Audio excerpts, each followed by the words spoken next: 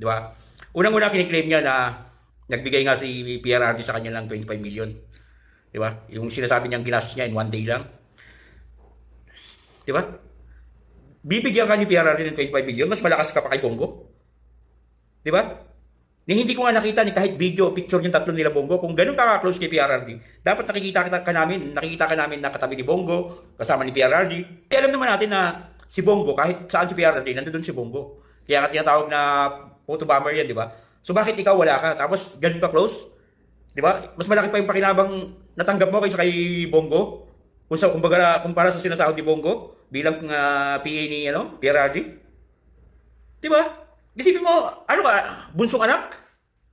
Di ba? Kapamilya ng mga Duterte, para mas malakas ka pa kay, Di ba? Di ba yung kalokohan nito? Di ba? Dito pa lang sa cheque ito, halata mo talagang, trial by publicity yung ginagawa nila. Talagang, lantaran talagang demolition job talaga yan.